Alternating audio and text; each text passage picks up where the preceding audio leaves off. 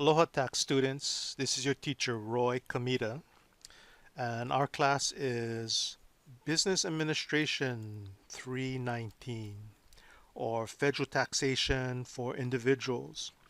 And what we're going to be doing throughout the whole semester is viewing video lectures like this based upon the PowerPoint presentations prepared by our publisher Pearson.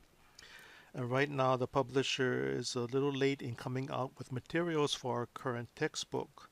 We're waiting for the PowerPoint slides dated for our edition 2018.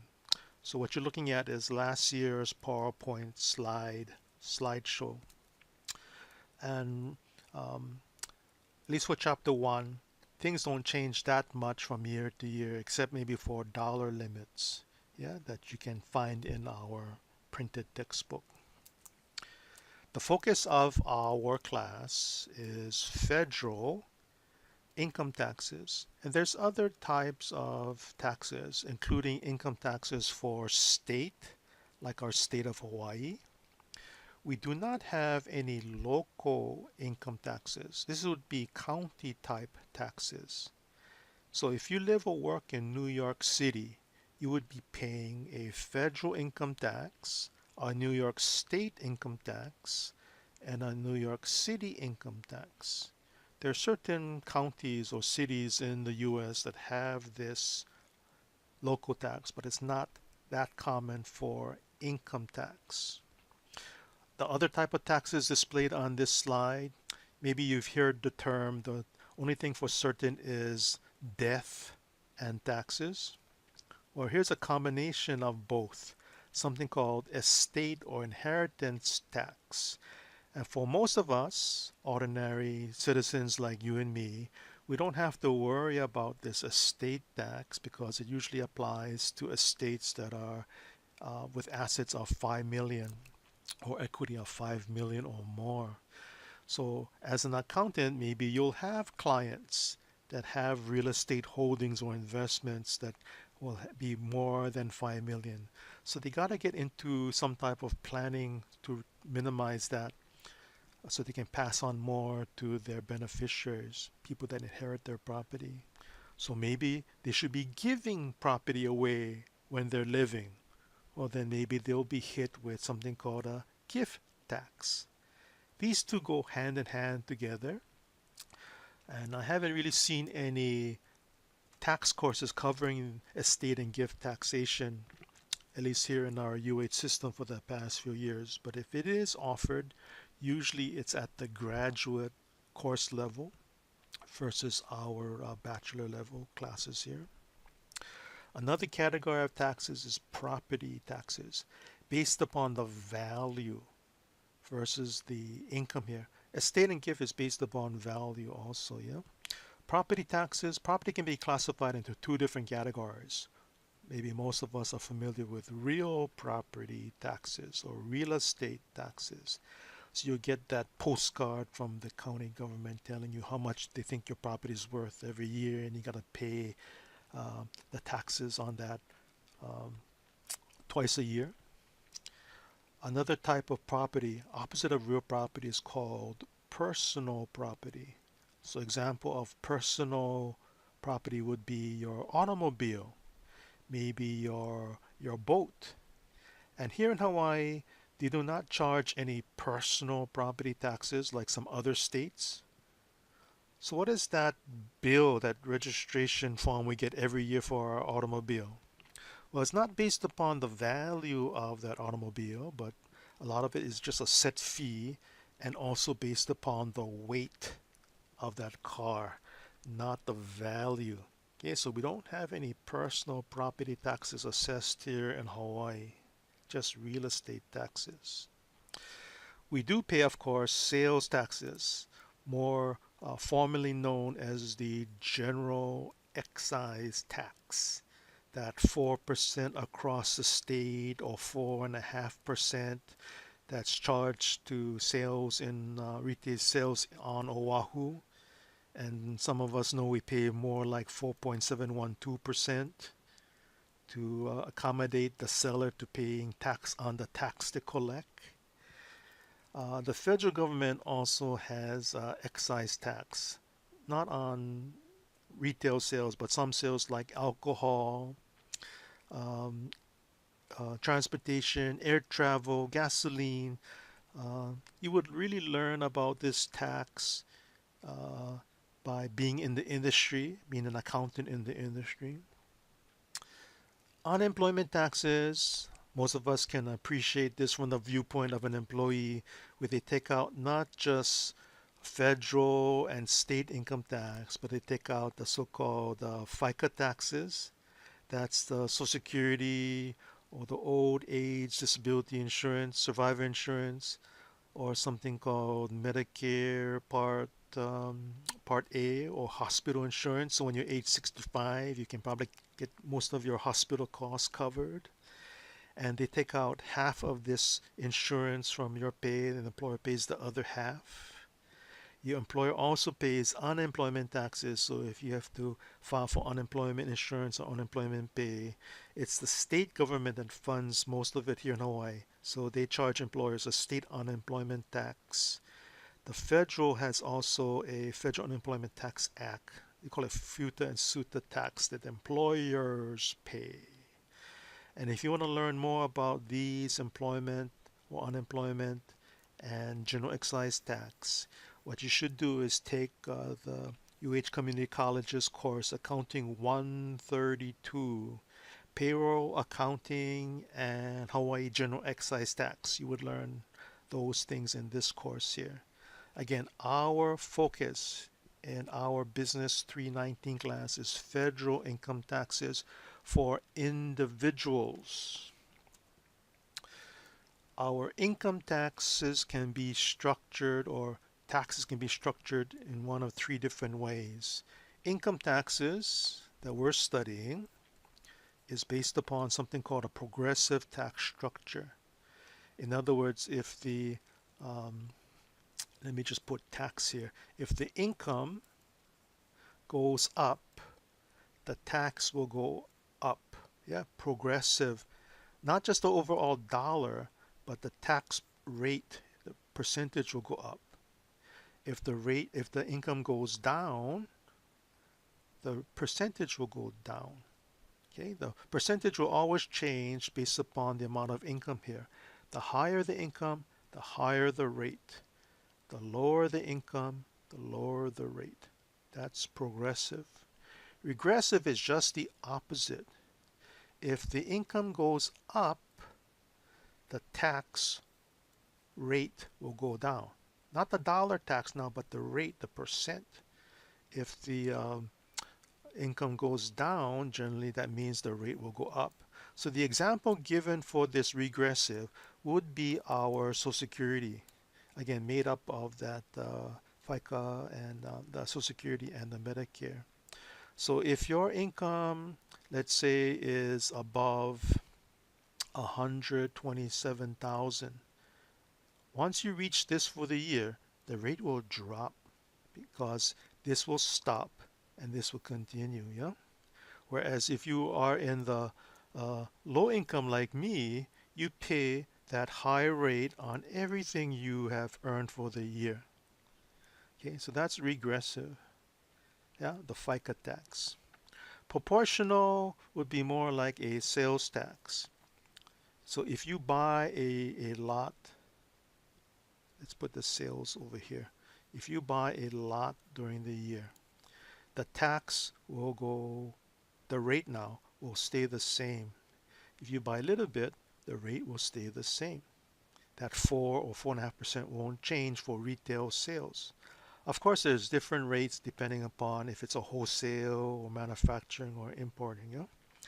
But the rate should stay the same no matter if the activity is large or small. That's proportional. Our income tax structure is this progressive structure.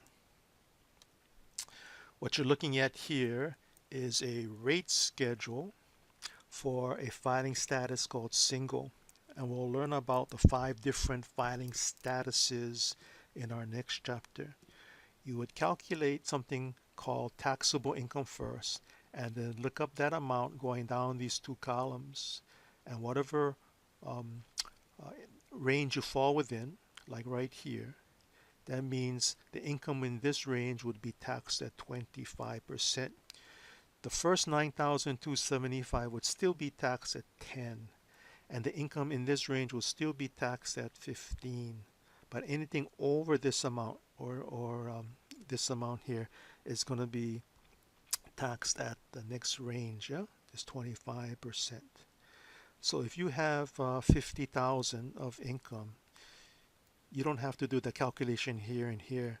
The tax on these two amounts are already built into this number here. You just take the excess of 50 over this 37,650 and times it by this marginal rate of 25% and add up that with this 5183.75 to get the total tax for the year.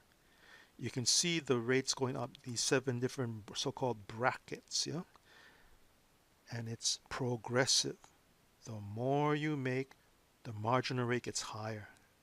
And of course, the less you make, the marginal rate gets smaller.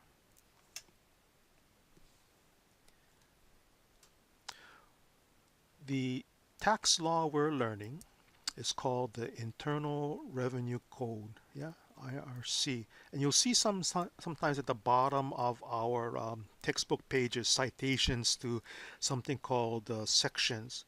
These are specific paragraphs or sections in the Internal Revenue Code of 1986. That's when the major change was made back in this year. And every year they amend it. The Internal Revenue Code of 1986 as amended for whatever current laws have been passed. And they pass tax laws every year. And that's why your textbook won't last more than a year. Every year we come up with a new textbook. Here's a simple tax formula. Here's all the income you had made, had earned, created during the year. But not all of it is subject to tax. We back out income that's not subject to tax called exclusions.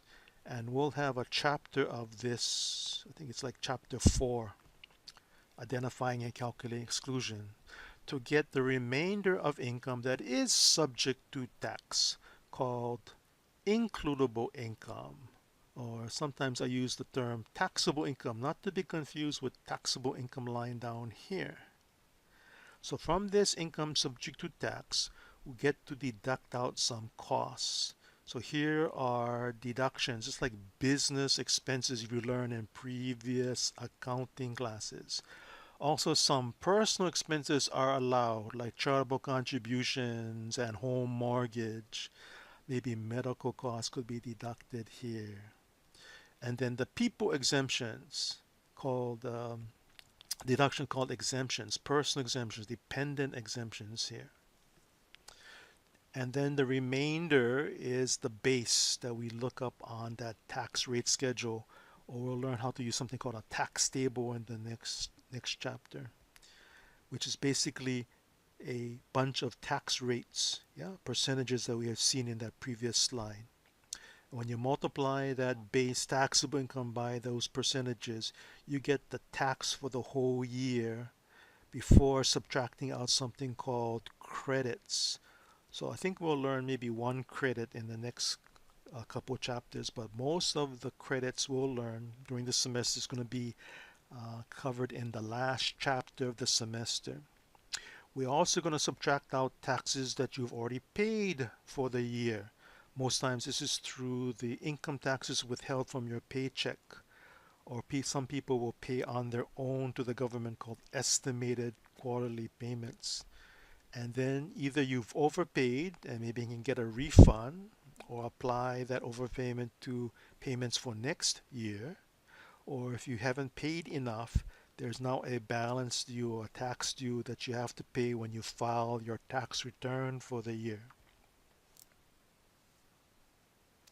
Here is our Form 1040, and we're going to be preparing some of these 1040 forms as part of the projects assigned for the semester.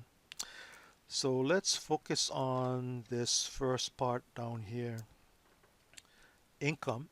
Again, this would be all the different income that's includable. The most common is like the wages or interest, but also business income, minusing out already on this schedule called Schedule C any business expenses, leaving the company's profit that you have to report on your 1040 form added up with the other income here. Or maybe you're a landlord and you have to report your rental operations on a Schedule E, reporting the gross income and minusing out the rental expenses, leaving the rental profit here. So we've already subtracted out deductions to get to these two amounts here, yeah? Some of the excludable amounts, for example, if you have something called municipal bonds, the interest on those bonds are tax exempt. You do still report it, but you're not going to add it to the other income in this right-hand column. Or in the case of Social Security benefits, not all of it may be taxable. Maybe part of this gross benefit will be taxable here, this small amount versus this gross amount here. And we're going to learn the calculation probably in our chapter 3. Other items like that are tax-free, excludable, um, welfare benefits, food stamps, Section 8 housing, um, gifts, inheritances, all not reported here. They're all excluded.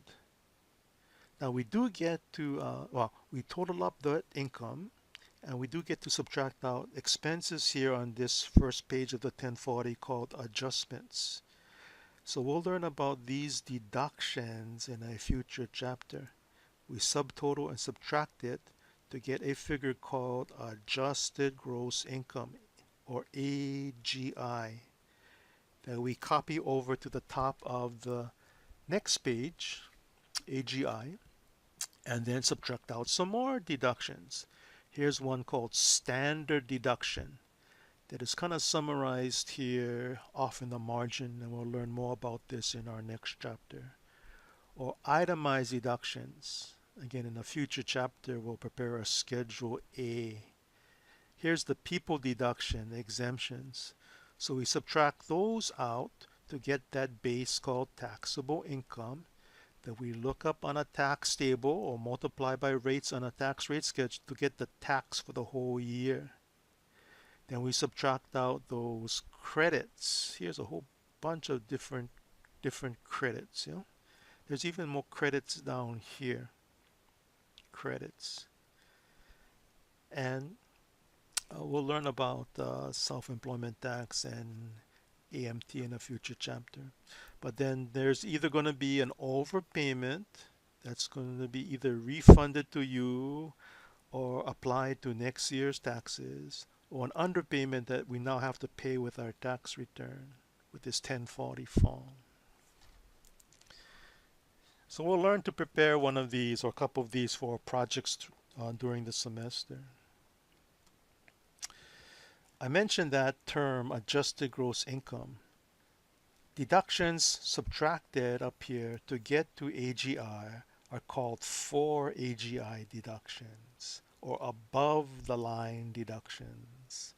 Deductions subtracted after calculating AGI or from AGI are called below the line deductions. Dollar for dollar, for AGI deductions are worth more than from AGI. This AGI number, the line, is used in calculating other amounts on the return. And the lower the AGI amount, the better. Less income may be reported, more deductions may be reported. We're going to calculate 3 different rates here in chapter 1. We've already seen the marginal rate. Let me go back to that rate schedule.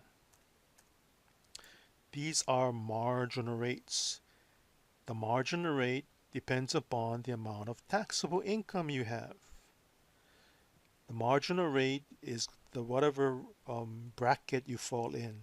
In other words, if I have 100,000 of income here, if I have $1 more of income, that dollar will be taxed at 28%. I'll pay 28 cents on that additional dollar of income. Or maybe I have the choice of maybe paying out more expenses. If I have $100 more expenses, I'm not going to save $100 in taxes. I'm going to save $28, the marginal rate of that cost or additional tax, that income. Marginal rates are good for planning purposes. How much more income, how much more deductions, how much less income or less deductions. The change in the tax will depend upon the marginal rate you're already falling in or plan to be in for that year. Okay, so marginal rates are good for planning purposes versus the average rate. Average rate is just the tax for the whole year divided by that taxable income number we saw on the tax return. What's the average tax you pay on $1 of that average taxable income? Yeah, it's only good for comparison purposes, comparing one year to the next year, or comparing one taxpayer to another taxpayer. Similar to average rate would be an effective rate. You still use the tax for the whole year as your numerator, but here as the denominator, you would have your gross income, including the excluded income. I have a video showing how to calculate these two rates here, but you need to take a look at the example in our book to figure out the effective tax rate. Our textbook in chapter 1 says for a good tax structure, you have to have these qualities. Equity means probably fairness, meaning that people pay their fair share. Sometimes it's not fair, not just because people make more income or less income. It's possible, let's say a person that has a salary of 50,000 paying more taxes than a taxpayer with $50,000 of, let's say, dividend income or long-term capital gain. The tax on this long-term capital gain will be less than the tax on this work income here. Okay, so um, but they try to make things equitable as possible, but it won't always work out. Certainty means that the government wants to know for sure how much taxes they'll collect so they know that they can pay off their bills. And of course, they're going to run up deficits anyway, yeah? But even from the taxpayer side, we want to know how much taxes we're going to pay. We want to be able to plan, maybe to minimize legally to avoid taxes as much as possible. Okay, you cannot illegally evade taxes, yeah? You can try to avoid legally, and you have to know what the rules are. And of course, they change the rules every year. Convenience, you don't want to pay a big bill when the year is over, right? So they're going to probably withhold taxes throughout the year. In fact, they're going to penalize you if you underpay for the year. Try to make it as easy as possible to pay your taxes. How much does it cost to enforce our tax system? The tax system is so complicated, yeah? In fact, that's why you're taking this class right now, to learn the tax system. Paying your tuition, and the bigger cost is just spending the time learning all of this. Of course, that's job security for me, a tax teacher. Why is the law so complex? Well, the law is not just to raise money for the government, but the government tries to um, modify the economic environment. Maybe they want to reduce unemployment. They want to stimulate the economy. So tax rules can do that. Or they want to promote social causes like family welfare or the environment. Yeah, certain tax laws can promote that. And because everyone has their fingers in the, what is it, the cake or the pie, it gets so complex. That's why you're taking this class. We're learning the federal income taxes in our semester for individuals, people like you and me. But another type of entity that pays taxes are corporations, specifically a type of corporation called a subchapter C. Subchapter C is one of those sections in the Internal Revenue Code. So if the corporation has profits, Just like you having taxable income, we both pay taxes to the federal government and probably state government. There's other types of entities that generally do not pay taxes, but whatever profits they have will be assigned or flow through to the owners, be they individuals like you and me or corporate owners. In the case of a small business called a sole proprietorship, if you start up a business right now, you're probably going to run it like this out of your own garage or bedroom. And the revenue and expenses would first have to be reported on a Schedule C, and then the profit on that Schedule C then is going to be reported on your Form 1040 like we saw before. Or if you have more than one owner to your business, a partnership, a partnership would have to prepare an annual Form 1065 reporting the revenue and the expenses. And now this profit has to be reported on the owners, be they individuals or corporate owners, the partners. And to know how much they have to report, the partnership will prepare a schedule called K1. And if you receive a K1, you would have to then summarize it on another schedule called E and take a subtotal of the Schedule E and then report it back on your 1040 form. An S corporation versus a C type corporation, a subchapter S, is almost like a partnership. They prepare a form called 1120S, and then each shareholder will receive a K1 telling them how much of the corporate profits has to now be reported under Schedule E and eventually the 1040 form. A limited liability company, if it's owned by one person, and this is probably the most common type of business entity right now, small business, if it's only owned by one person, generally it's treated like a sole proprietorship with a Schedule C. If it's owned by more than one member, then it's treated for tax purposes most times as a partnership. It is possible to be electing to be treated as a corporation, but most times it's either one owner, sole proprietorship, or more than one owner for tax purposes treated as a partnership. Limited liability partnership, of course, is a partnership, 1065 with the K1s. A trust may or may not be a tax-paying entity. If the trust would prepare an annual form called a 1041, and if it's distributing profits like an S corporation or partnership, it's going to prepare a K1, giving it to their beneficiary, summarize, and then putting it on the 1040 form.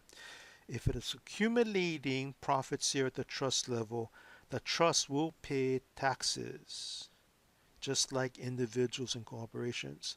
But because the marginal rates, the tax brackets build up really fast compared to those sevens we've seen in as individuals, most times it's to the benefit of everyone that the corporation, the trust, distribute the profits versus accumulating it. Okay, if you want to learn about corporate taxation and partnership taxation, you gotta take our Business Administration 419 class next semester.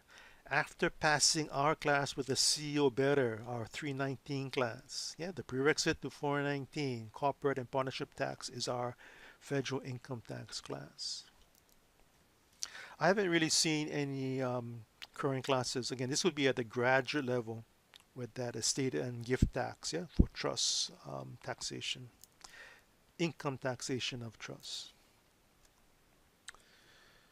Okay, again, corporate taxation, take that 4 and 19 class. Let's take a look at a corporate return called an 1120. So here is the income, minusing out the deductions to get the taxable income, and you multiply it by marginal or that tax rate schedule. Again, different rate schedule structure than we saw for individuals. In the 419 class, probably one of the harder topics would be partnership taxation, specifically partner basis. There's something called inside and outside basis that kind of equalizes things in the long run. That's a major topic in the 419 class. I have another video regarding tax laws, yeah, tax sources, how to create laws, enforcing, and adjudication of the law. So make sure you take a look at our Lao Lima chapter resources folder. Chapter 1 would have a video on this topic. Again, how to create tax laws. Maybe a lot of us deal with taxes in terms of filing our tax return with the service center. I think it's either Ogden or Fresno. What we don't want to see is maybe working with the auditor, but if you are audited, it's probably going to be a correspondence audit that they mail you a notice saying something's missing on your return. We got a 1099 or a W-2 from the employer or so, or from financial institution saying you should be reporting some income and you didn't on your tax return. So please explain yourself, otherwise pay up the balance due. What you really don't want to see is you getting audited based upon um, a screening process called a diff score, where maybe you're reporting lots of deductions as compared to the amount of income you're reporting, as compared to other taxpayers filing tax returns. So you're probably going to get a notice from the local office either to come into their office for an audit, for a visit, or if you're a larger business, the auditor will go out to your business. The IRS can make changes to anybody's tax return for the past 3 years. We call that the statute of limitations. That also works for taxpayers. Taxpayers can go back for the last 3 years, preparing so-called amended returns, a 1040X form or 1120X form, yeah, to make corrections, either paying more tax or getting a bigger refund. The statute of limitations is extended to 7 years if the taxpayer had underreported their gross income by 25% or more versus the 3-year statute. At the end of our chapter 1, the textbook talks about penalties. And one of the penalties not listed here is the penalty for late. Sorry about my handwriting, but I'm just using a stylus on my screen here. Late payment of estimated, these are quarterly taxes. You're supposed to be paying taxes evenly throughout the year. And if it's not being withheld, you're supposed to be making estimated payments, kind of like quarterly. And if you pay it late or pay it after the year's over, the government is going to calculate a penalty on a form called 2210. Either the taxpayer can prepare it, or if not, the IRS will prepare it and bill the taxpayer for this penalty. Okay. There's exceptions to this penalty, but that's one of the more common penalties assessed by the IRS. Other penalties assessed by the IRS mentioned here on this slide is failure to file and failure to pay the tax on time. Both of these two penalties are based upon the tax that's due, showing as a balance due on the return. So if there's no balance due, there's probably no penalty for failure to file or failure to pay. So let's say that you didn't file your return by the due date. You didn't file an extension. The typical due date is April 15th. So if you file your return one day late, let's say this is not a holiday, it's a business day that you missed, automatically there's going to be a 5% penalty. Not per year, but typically per month or every 30 days. Just one day late, that's a 30-day period already. So if you file after, let's say May 15th, the penalty now is 10%. That's failure to file the return on time. And this can go all the way up to 5 months or 25%. If you didn't pay the balance due, this failure to pay timely is not assessed if this is being assessed. It's failure to file. Okay? The failure to pay is 0.5% per month, or in decimal it's 0.005. Here this 5% is 0.05, yeah? So this is 10 times less failure to pay than the failure to file penalty. So the thinking is, the recommendation is, if you have your tax return done, you file it even though you cannot pay for it. And you're going to save the amount of penalties because both of these two penalties cannot run concurrently. The larger of the two, of course, the failure to file is going to be assessed. And only once this stops, then the failure to pay will kick in if you didn't pay for the balance due yet. And again, it can accumulate up to 25%, another 25%. The accuracy penalty and fraud penalty probably will be assessed only for audits when you get audited. If the auditor thinks that you're sloppy and purposely try to ignore things, you may be charged a 20% penalty for the tax that was underreported. If the auditor thinks that you purposely hid money as a civil penalty, the penalty is 75% of the underpayment of the tax.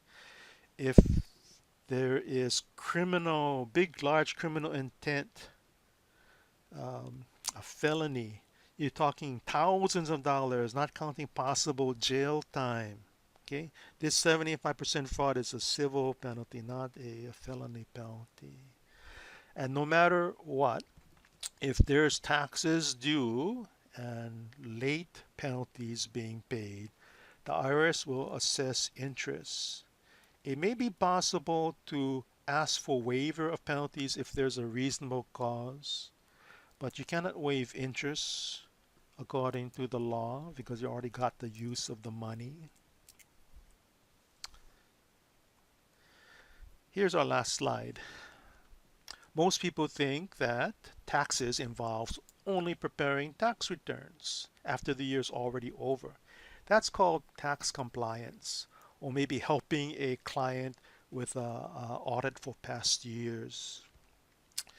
You may have to do some research, of course, when you prepare the return to try to minimize the tax for complex situations. Again, we call that tax avoidance, legally minimizing taxes, versus illegally tax evasion.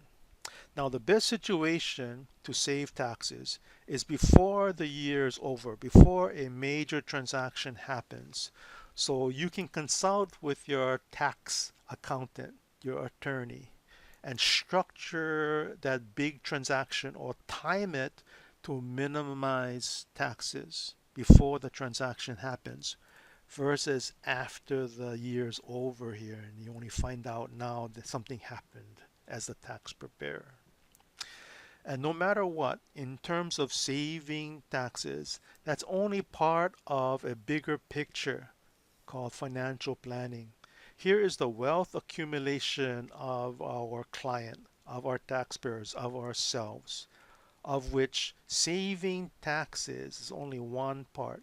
Keeping in mind, we're only trying to focus on federal taxes in this, federal income taxes in this class.